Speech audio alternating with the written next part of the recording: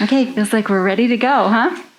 All right, let's go ahead and get started now with our Division of Student Affairs Student Services panel. And we'll have the same type of format that we had with our earlier panel today, where each person will introduce herself, and then we will go back through and give you a little bit of an idea of what resources are provided and bring the people in touch with the faculty in support of students, and then we'll open the floor for Q&A. So please be thinking about what you'd like to ask as you hear about the resources available for you. So would you like to get started? Sure. Hi, everyone. Are these on? Yes. Okay. Sorry, I was projecting with this. My name is Amy Morales. I'm the manager of student case management, and I work in the office of the vice president of student affairs. So I know manager of student case management is kind of like sounds very mysterious. We're trying to do something about that languaging, but for the moment, think of it as everything student outreach, support, and success. So that can be all manner of things with regards to how students navigate university processes. It can also be supporting students who are in crisis or are suicidal.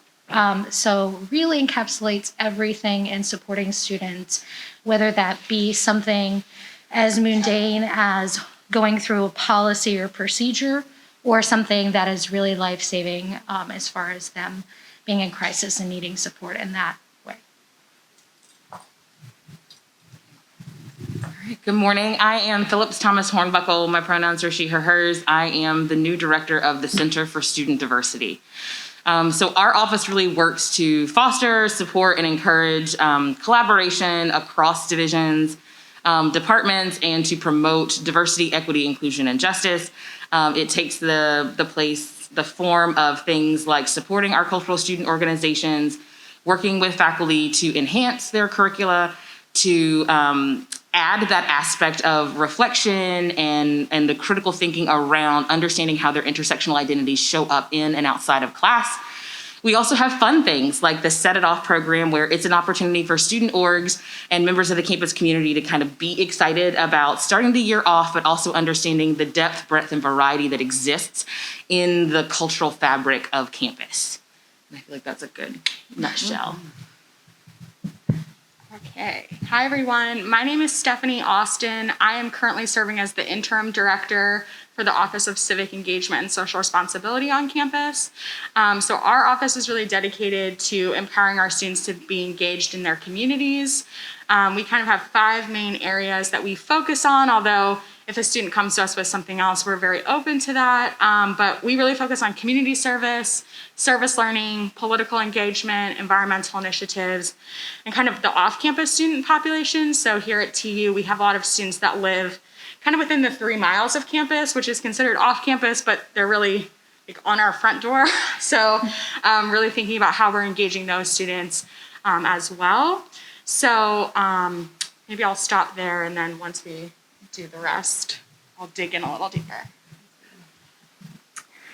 Hi, everybody. My name is Dr. Maria Wydra. I use she, her pronouns. I'm the clinical director of the Counseling Center here at the university.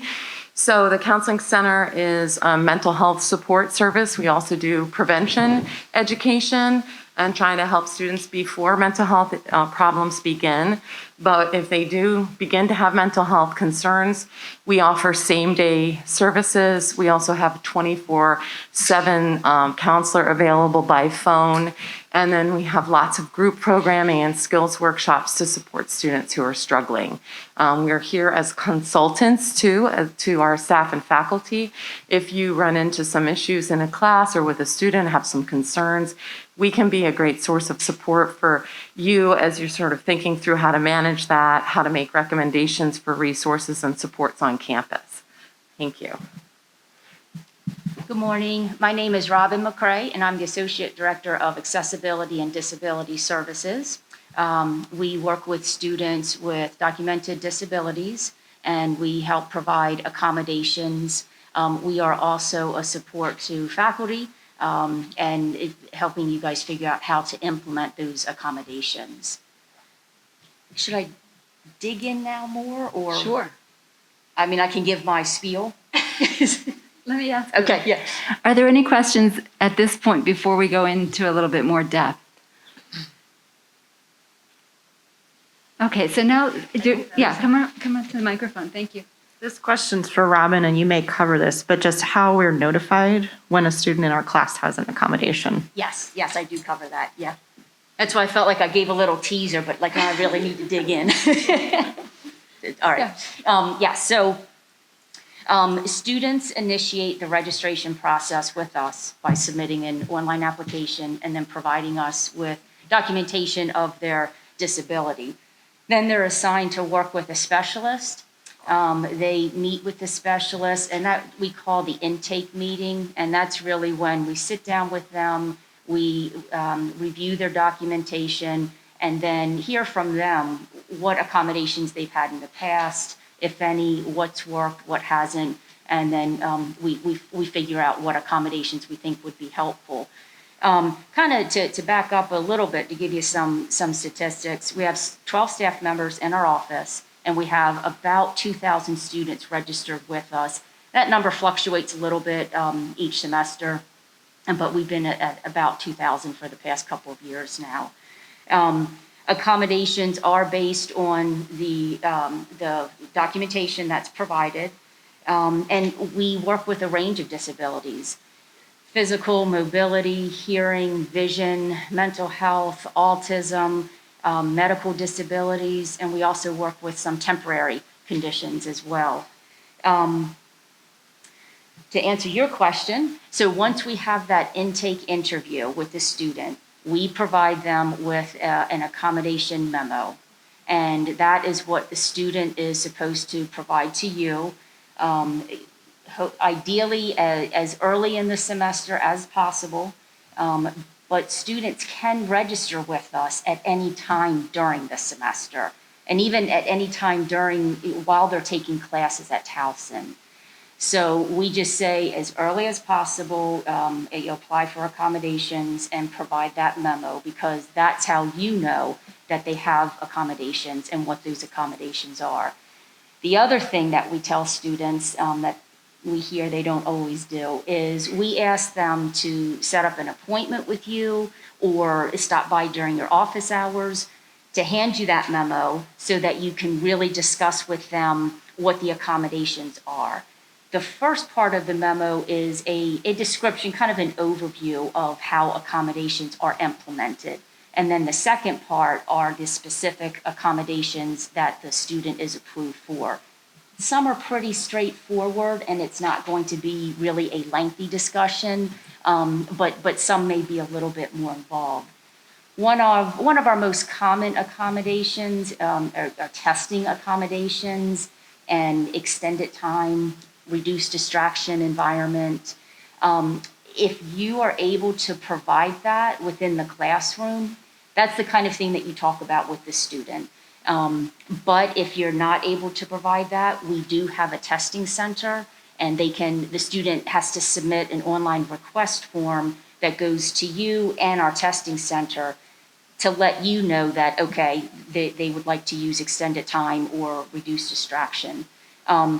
They may have extended time, but they may choose not to use it. And it says that in the description, in the memo, that these accommodations are what they're approved for, but based on the format of your class, they may not need the accommodation. So those are the things that we really encourage students to talk about with you so that there's a plan moving forward for the semester.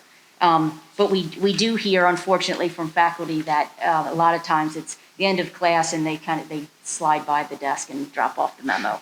But we frown upon that. Some of the trends that I thought would be important to point out is that since 2017, 2018, we have seen a huge increase in students with mental health disabilities registering with our office. And right now, that's the largest population of disability in our office. We're at about 32%. And then following is ADHD and then learning disabilities. And so when I started 12 years ago, it was definitely learning disabilities was the largest population. With that, with the mental health disabilities, We're getting more complicated accommodation requests that we don't like. And specifically, it's extensions on assignments and modification to the attendance policy. The whole country is struggling with these requests in higher ed. It's not just Towson, it's not just Maryland, we go to an annual conference every year, and it's the same thing. It's figuring out, we have to review every request, no matter what it is. We don't always have to say yes, but if we do say no, then we have to be very clear about why we're saying no. So this is where those types of requests are more complicated, and they may involve more of us interacting with you to figure out, okay, is this going to work in your class? If so, how is it going to work in your class?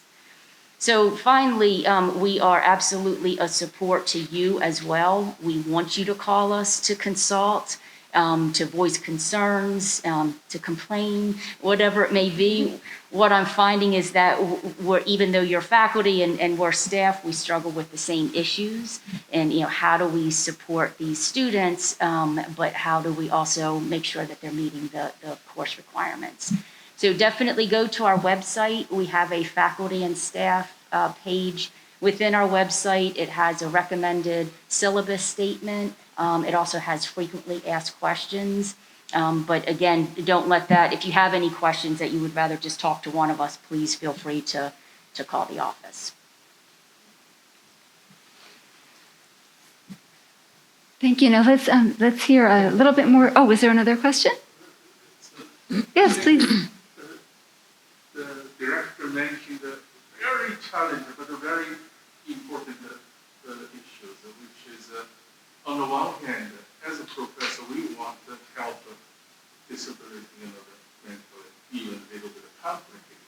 But on the other hand, that's the academic stance. We do have other students and how to maintain certain level of the academic standard. Even many times we low bar a little bit, It's based on your experience, like the normal practice is like give them the longer testing time. That's I always do. Students other maybe 2 hours, they have 3-4 hours, whatever. And like the extended the deadline for the assignments, that's a little bit challenging because some assignments you need to meet the deadline. It's based on your experience. What are the good practice for the professors to accommodate those students? I really want to accommodate them. It's sincere. Another is for the director in the counseling. It's sometimes the student depressed, they go to you. I just don't want to study. For us, sometimes we have those periods. We don't want to do these things. It's a block mentally.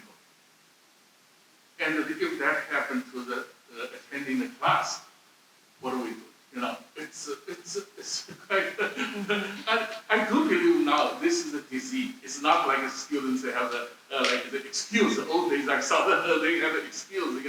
This is the kind of disease. So how we deal with those kind of difficult situations. Such important questions. Thank you for sharing those questions. And I think let's hear from the Counseling Center as well as from Amy representing the care team. Also, what do the faculty do when I have a student in my class or in my office hours who's presenting with a concern? Let me field the part of just your concerns first, because I think there's an escalation of concern that might first be something that the Counseling Center could support with that then may need to be escalated to Amy and to the Division of Student Affairs. So I think if a student is struggling with mental health challenges that are impacting their academic performance, I think a referral to the Counseling Center is a first step. Letting them know that you empathize with their challenges, I don't believe you'd be necessarily making accommodations unless they had accommodations, but you may encourage the student to get support to help them manage their mental health challenges so that it doesn't continue to impact their academic performance. And so you could tell them to come to the counseling center.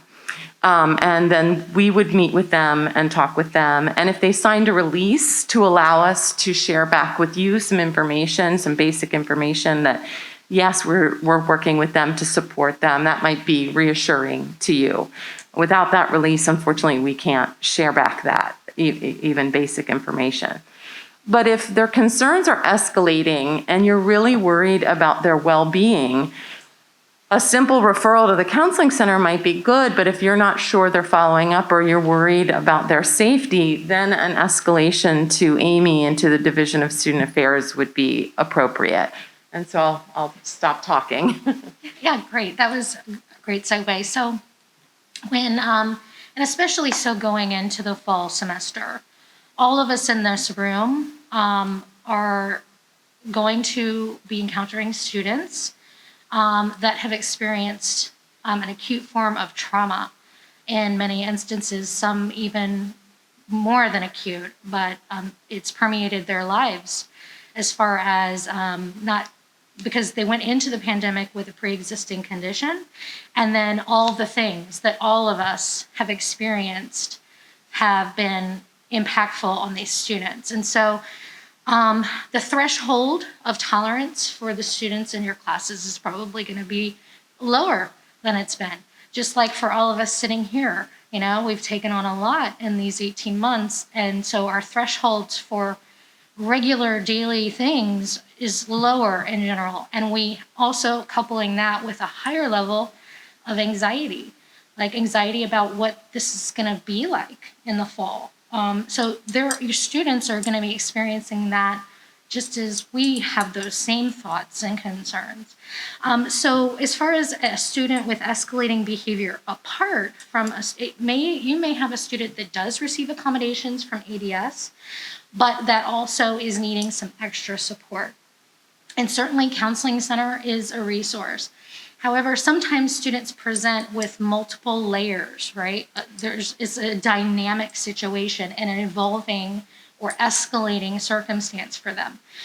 So part of what I do, it's kind of like two parts to one thing. Case management is daily support for students every day. We have a referral that's called a care form, which is also oriented with the care team. And the care team is a group that meets on a regular basis to discuss students who require an escalated level of care. And that could be based on behavior, that could be based on suicidal ideation or an attempt, that could be based on the way that they're interacting with you or peers. It could be that they are, displaying behaviors that may be representative of a psychosis or a breakdown. Those are the signs of distress that we can help you as a resource for you to unpack if you're struggling with that and you have questions. You can also submit a care form, and that care form comes directly to the case management team, and we monitor it every business day, all day long. And our response time is really within the hour, if not most definitely within the same day. And what we do is after you fill out that form, we reach out to make contact with the student. And we use every form of technology that we can. We call them, we email them, we send them an official letter. And we also text them if we have a good cell number. That's kind of reliant on that. But we do everything we can to reach out to that student and make contact and tell them who we are and what we're here for. Because our sole purpose is in that role to support students with this dynamic, evolving thing.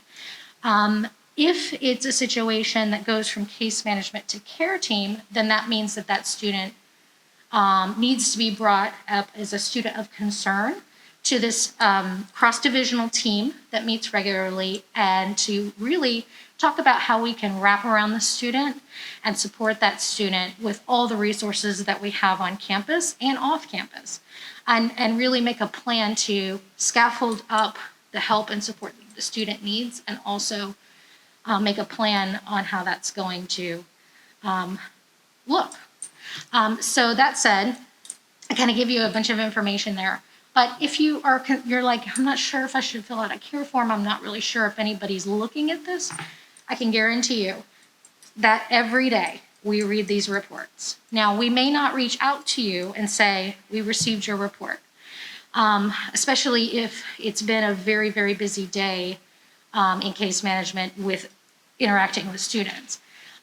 And we can share some level of information, but we can't always share some information because while we don't have the most stringent of like clinician-oriented privacy and guidelines that we have to follow, we do have confidentiality guidelines that we have to follow.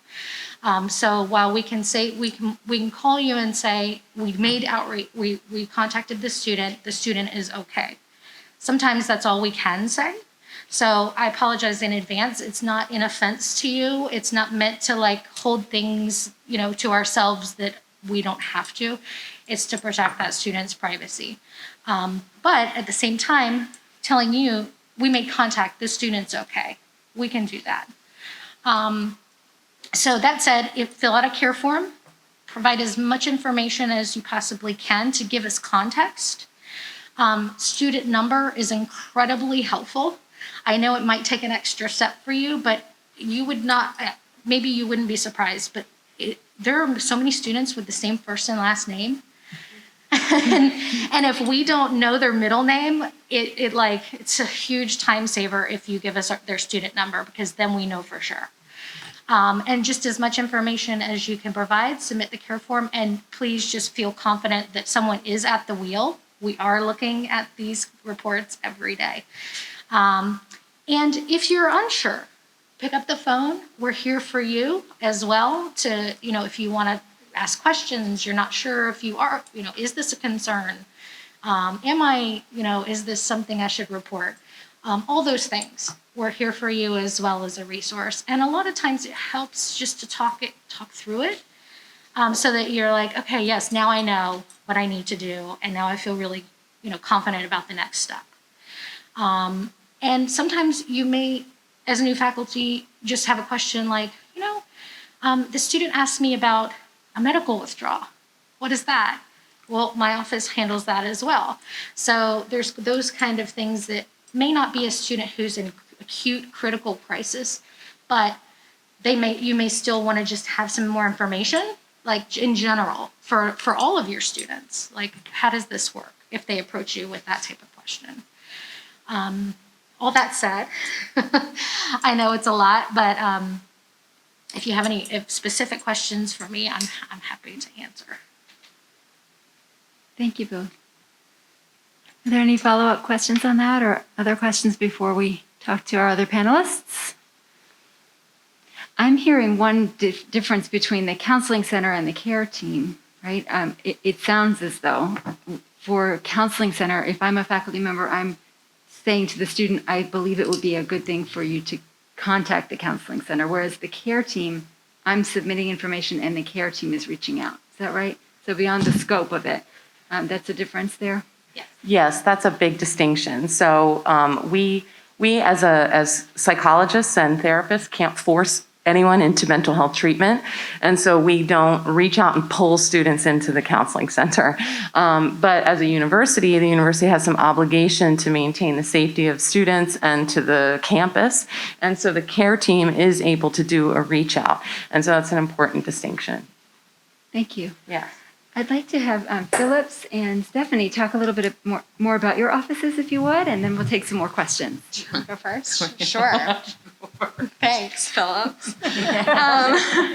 Perfect. So, like I said, I'm with Civic Engagement and Social Responsibility. A couple of main ways that my office interacts with faculty members, specifically around our political engagement initiatives. So we have a coalition called TU Votes that was started pre-2020 election, I guess, so in 2019, and that's really a cross-campus collaboration with students, faculty, staff that are interested in promoting voter education, voter registration. So that is a way for you, if you're interested and passionate about that, to be involved, get your students involved. We also host an Issues to Action series, which is really about bringing students, faculty, and staff together to talk about current issues, whether they're local, global, national issues. And so we really work with faculty who are content experts on the topic to either host those sessions or collaborate and bring their class. We're very intentional about reaching out to folks to see if we can build that into your syllabus as a way for your students to engage.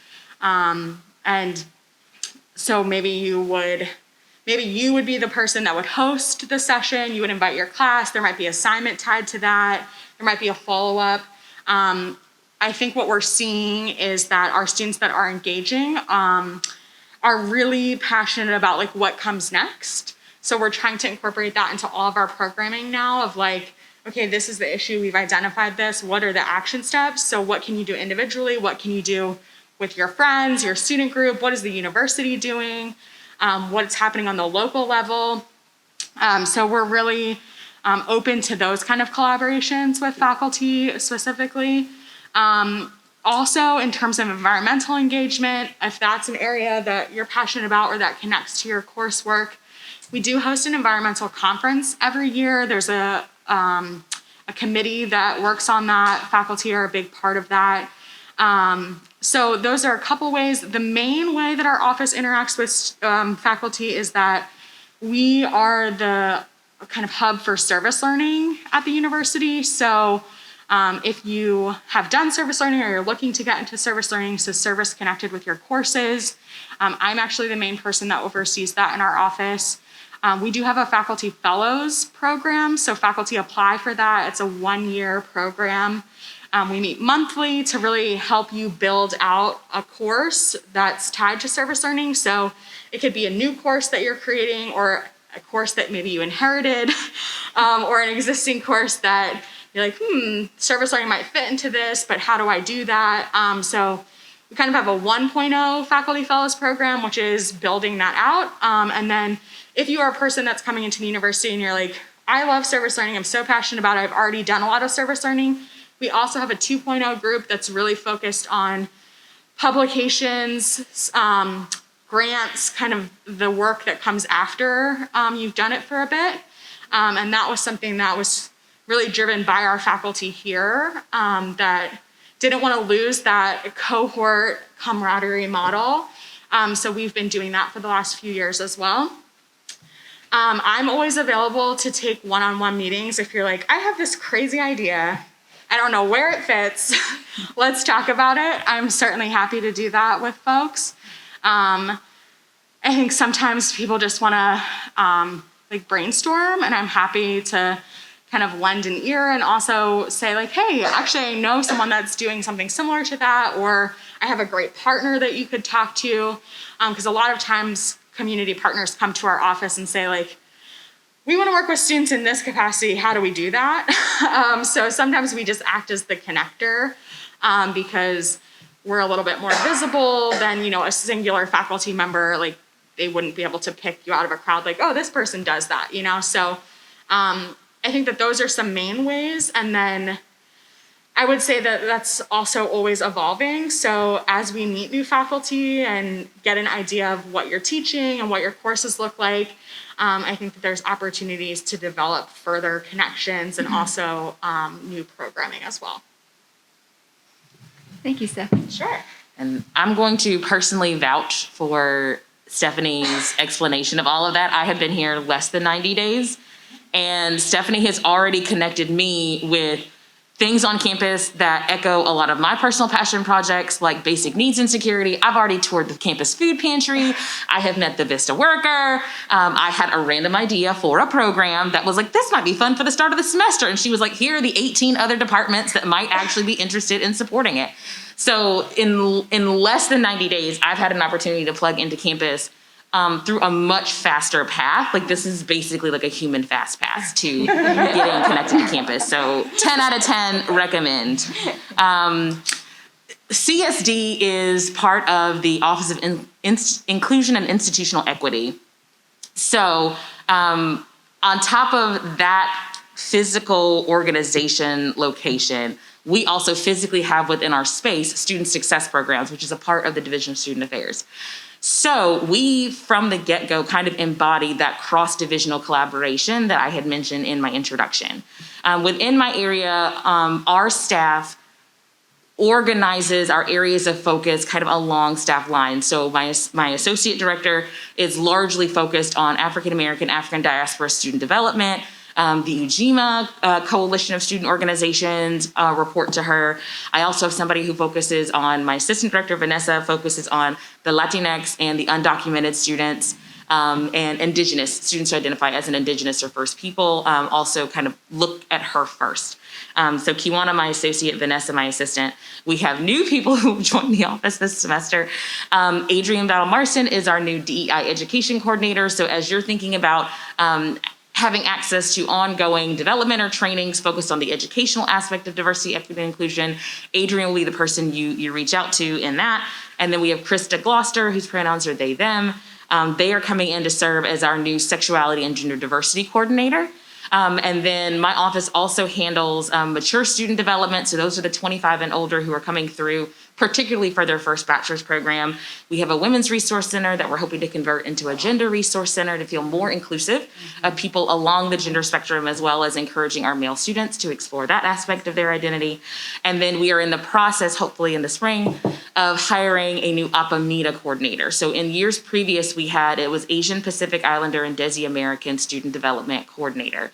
We have recognized from a national level, as well as on a more local campus feedback, that our Middle Eastern students are experiencing a lot of similar issues and barriers to feeling represented as our APITA community. So we have taken a decision to really intentionally pivot and expand this coordinator position to include all of the communities as one, so they can begin kind of coordinating, having additional resources and support from these other communities that are having similar experiences, so they can advocate for themselves kind of cohesively and in a more efficient way. So that's my staff setup.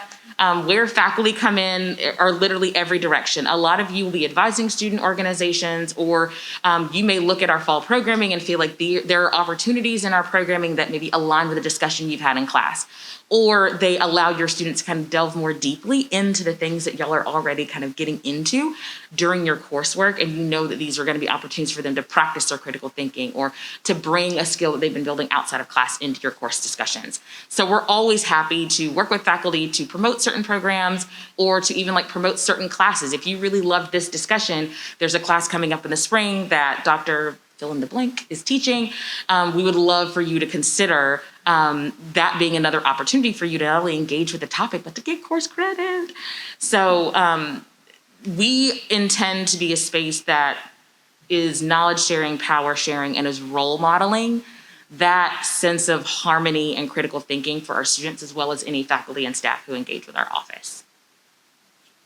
There's a lot going on. I seem to not be able to stop finding jobs like this that have 84 different directions. And we need every single piece of that happening. So thank you very much for sharing that, both of you. Does anyone have a question for any of our panelists about anything that we've talked about thus far? Think about being in the classroom and what that's going to feel like, as we go back into the in-person classroom. What kinds of needs might arise and how you might be able to rely on the people representing here. Yes? One of the things that I'm curious about, and it's kind of coming back to extending the assignment due date for some of the students. What happens if it's the end of semester assignment? Are we giving them any complete and then you get it ready during the winter? How does that whole thing work? I knew I shouldn't have brought that up. No, I'm teasing. I have a big project at the end of but it's the end of semester. I just want to see, and how does that work in group work too? Because then I have students. So this is the reason why it involves, this accommodation would involve much more faculty collaboration to figure out. So accommodations are put into place to level the playing field, to provide equal access. And they can't be a fundamental alteration of the goals, of the course or the program or the assignment. So we consider the request because legally we have to, but we try very hard to not put it as an accommodation, and because of exactly what you're saying. What's been happening is students who have accommodations in high school are getting that accommodation. And even though it's a totally separate process, accommodations in high school versus higher ed, but these are the accommodations they're used to having. So they're going to request it. What we try to get them to think about is high school is different, where you're typically in college, you're not going to have an assignment assigned one day and then due the next day. It's going to be the due dates are going to be outlined on the syllabi, and they need to plan accordingly. I will say that if the accommodation does make it to the memo, how it is written is that it's supposed to be an assignment, not a blanket statement for all assignments due. There's also certain expectations that we have of the student about notifying the faculty member in advance, and us, so that we have time to interact, to figure out, okay, what would be a reasonable extension. If you have any concerns about projects or assignments that are group work where extensions would impact the entire group, then don't hesitate to contact us. The name of the specialist is on that accommodation memo that you'll receive from the student. And so you would contact that specialist to let them know and discuss your concerns. And Robin, that would be true no matter what, even if it's not group work. If there's any concern, if there's confusion, if there's a question, if there's Absolutely. anything, then they could reach out to you. Yes. Yes. Did you have a question? No. Does anyone else have a question at this time? Okay. I actually have one. Yes, Amy, go ahead. I failed to mention where you can find this care form.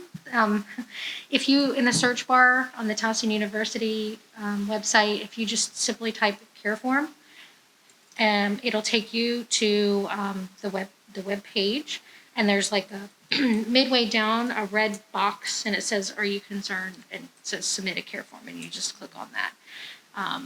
And also, you should know that case management works directly for the Dean of Students. So Dr. Skavakis, I work directly with him. So if ever you're interacting with Dr. Skavakis, then likely you'll be interacting with me as well. So it's like one stop there. There's information about the care form, the care team on your faculty tips page, which is in your folder. It's a black and yellow page that has a lot of different resources. Perhaps everyone on this panel is represented there, actually. So you'll be able to have that right at your fingertips as well. Did you want to say anything else as well? Maria. Oh, yes. Thank you.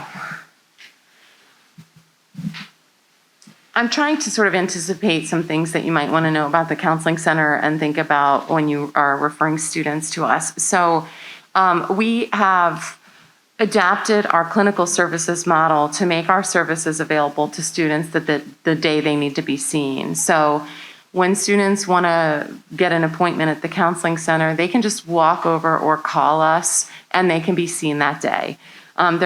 Depending upon some availability, there may be a little bit of a wait time when they get there. And then our therapists do an assessment of a student and their needs, and we make some pretty quick determinations about what services they might need. As you can imagine, the counseling center is just one center in a very large university system full of students with a lot of mental health needs. And so we can provide some limited short-term treatment for some of our students who are appropriate for that level of care. But, as you know, you don't go to patient first if you need to see an oncologist. So you could kind of think about the center as being able to serve students' short-term mental health needs, But if someone has major depression, a severe anxiety disorder, psychosis, some other more serious concerns, please feel free to recommend they come to us as a gateway. And we do good assessments and have a very extensive network of community mental health providers that we have relationships with, that we have procedures with to help us connect the student with care. And we do that in a very thoughtful and hands-on way with students. And we, in addition to our same-day services, we have a really robust and amazing groups program, group therapy. And that is something that we don't have to put any limits on. So many students can be assisted through group therapy, even students who may think that doesn't seem like the right solution for them. So that's something that we can get students connected with all year. And we have some really great skills-based groups that help students with emotion regulation disorders, that help students with social anxiety, that help students with basic coping skills, and then also groups that help students with relationships and being able to have effective relationships with peers, roommates, faculty. And so those are some really helpful programs that we offer. We have meditation and mindfulness services and a meditation room that students can use whenever they want. These are some of our more like fluffy services that I think are really nice and helpful.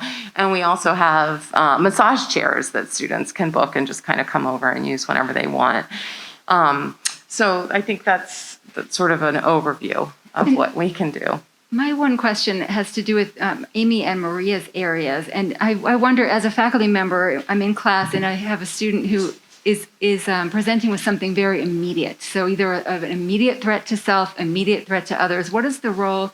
What does the faculty member do? Is it a care team? Is it counseling? Is it TUPD? How does the faculty member determine that? Wow, there really could be a collection of any of those things. Amy, you look like you want to share. Yeah, I would say if it's immediate, it's so immediate that a danger to themselves, the community, then that would be TUPD. Yeah. If it feels less immediate, like it's not an emergency, but you feel this student really needs some attention right away, some support, then that would be, you could make a phone call to me, to the Student Affairs office, or you can fill out a care form. Don't fill out a care form if it's an emergency. You can fill that out later and say, I called TUPD because this student was having this concern in the classroom, and I felt that they were a danger to themselves, or maybe they were a danger, to you or the community. Then you can follow up. But definitely, if you feel ambulance is needed or some kind of public safety situation for this student and direct intervention at that level, 4444 is the number for TUPD. As far as urgent needs attention, if you have the time, sometimes students need a walkover. I understand and appreciate this is not something you can do in the middle of class.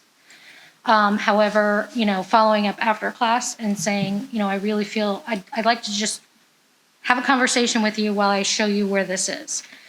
Sometimes that can really just open the door for that student to get where they need to be in a more direct fashion. And then what's really beautiful is, the counseling center, we work so closely together, although we can't share information. We can then, follow up, because what they say to the student is, do you know about this? These people are here to support you. And then they refer over to us. And then likewise, if we see a student first, we refer over to the counseling center. So I think a really important message too, that I just want to make sure is very clear, and either of you may comment as well, is that we're not ever asking faculty to be the counselors or to be the therapists. That's not your job. Even if you're a psychologist, if you have a PhD in psychology, you're not the therapist of that student in your classroom. And so it is really important to know that these resources are here so that you don't have to step into that role, which would be inappropriate for you. We really have more than enough really great support for you. Yes, I'd like to just kind of add on to that. So if, like, as Amy was saying, if it's an emergency and life-threatening, obviously, then you don't want to delay an intervention. And so calling TUPD, our Towson University Police Department is trained in dealing with mental health emergencies, and they're really great at being able to facilitate a transport and to emergency petition a student and be able to transport them to the hospital.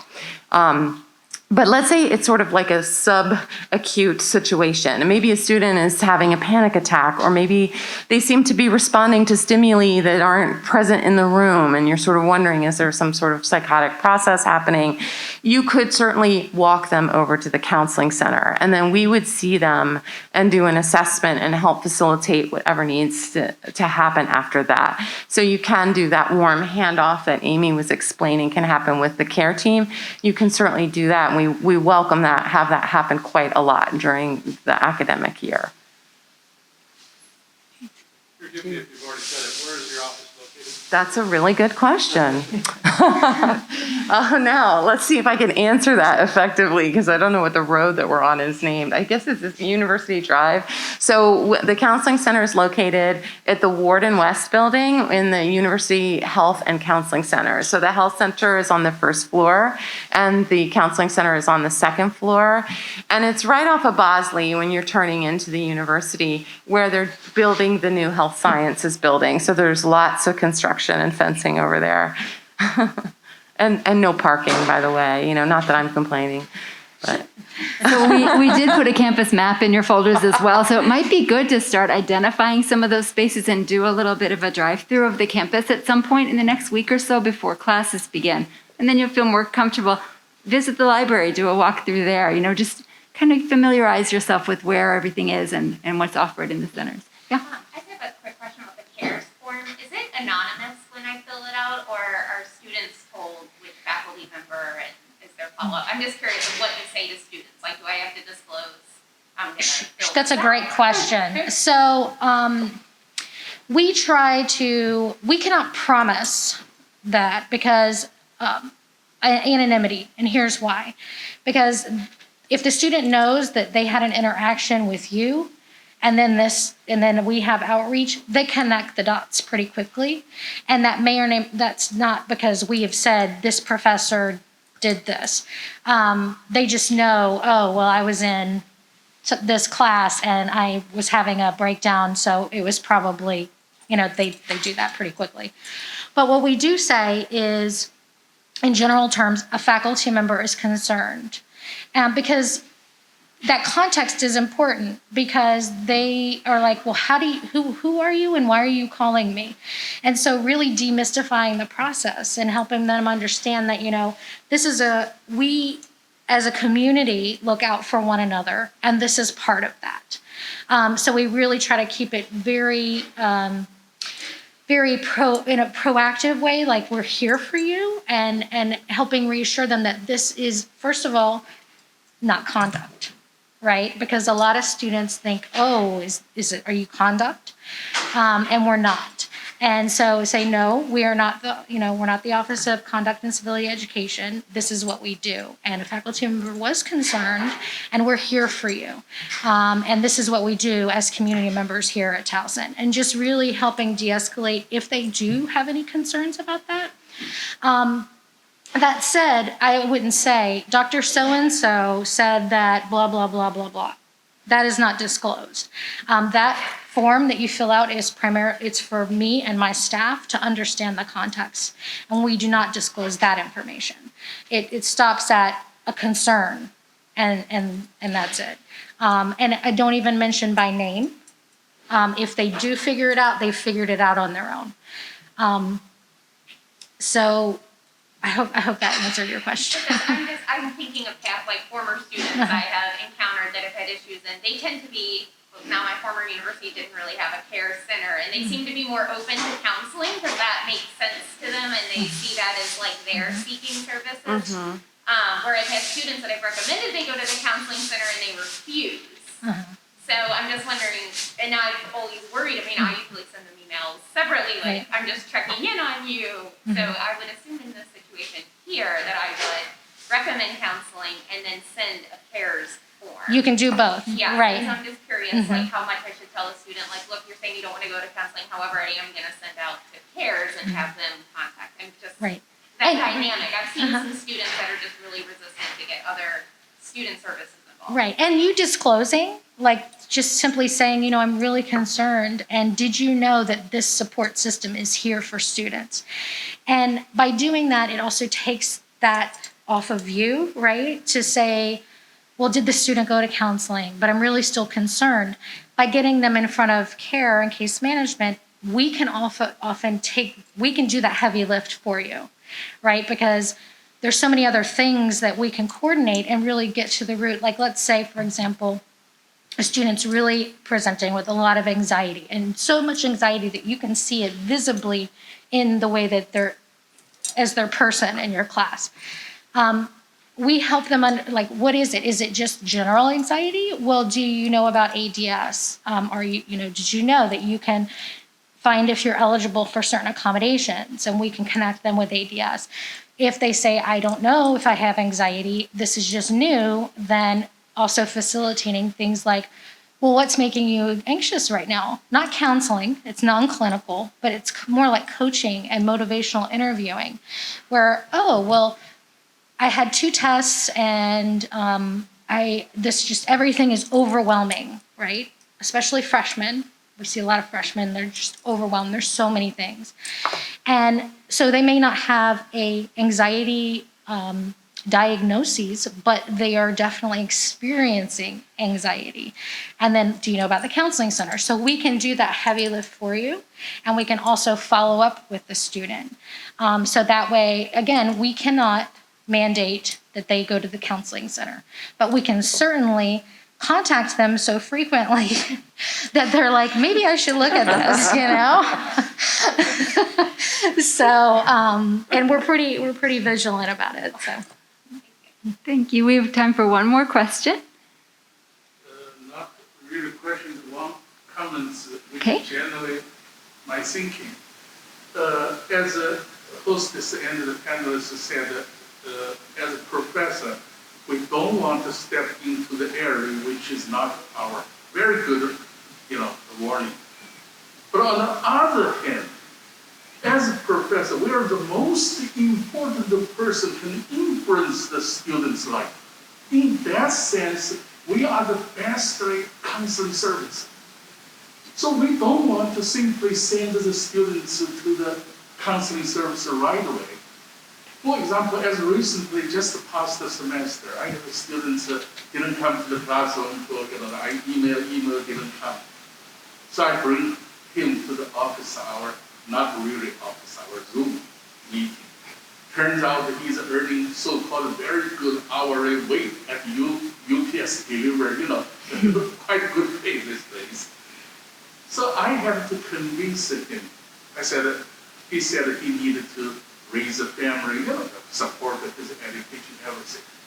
I said, totally understand. You got a very good pay, but that's temporary. If you finish the degree, you can get like this. Finally, we compromised. He reduced a few hours in the UPS, still working, but at least come back to the classroom. So in many times, our professors, 5 minutes office hour talking, I strongly believe may change the student's whole life. So Yes. in that sense, we have wonderful service as a panelist presented today. But we don't want to forget our roots. Not say, hey, just go to the. Yes. Could I? That's my. Yeah. So I was a faculty member for 22 years before I came here 2 years ago, and that I would say that's more advising, and that is the distinction I think we might want to think about. Is this is more the mental health counseling, therapeutic services, and other wraparound services, food insecurity issues, et cetera. But advising, meaning let's talk about how to balance your workload so that you can reach those goals that you've set for yourself. That is absolutely the role of the professor, and we can have powerful impacts on our students that way. I also want to out myself just briefly as a lawyer. from a liability perspective, I also want to point out we would love for y'all to stay. And so it's also important to recognize like that boundary should be flexible, but it's also important to remember, like as they have stated, like your role is highly influential, but you maintain the concentration of that influence by not creating such a disparate application that it loses its potency. So part of the emphasis on making sure that we're not missing opportunities for care team referral, part of the emphasis on making sure that you're not forgetting, they're telling you they're fine, that they are gonna leave whatever trauma is going on outside their lives at the door. They can't. Their brains are not set up to leave anything less. Like they're gonna bring their whole selves in the room with them, whether they want to or not. And you all are also doing the same. So as those navigations are happening, it's important to, like even the holiday calendar, a student who may appear to be distracted or not giving you their full attention, which is not normal, are they in the process, like are they in the middle of fasting? Are they in the middle of dealing with something else that may not be anxiety, but may be presenting itself as something that could make you wonder if it's a care team referral, right? So that intersectional identity is showing up, but that intersectional identity is also critical for you all, because if we are asking you to take, maybe it's 15 minutes with all 30 students in your class, like what is left for you at the end of the day to feel like you are equipped to see to the end of the semester too? So these services are not just about supporting students, it's also about supporting you and making sure that there's enough gas in your tank to cross the line at the end of the semester. Thank you. Good way to end the panel. Thank you very much for sharing, everyone. So I hope that you've learned from this panel further supports for you in order to support student success throughout your first year and far beyond. We hope you'll be with us for many years to come. And I know that every panelist up here is very happy to have you reach out individually by email or by phone and have further conversations about these issues we've talked about today. So let's give them a round of applause for being here. Thank you very much.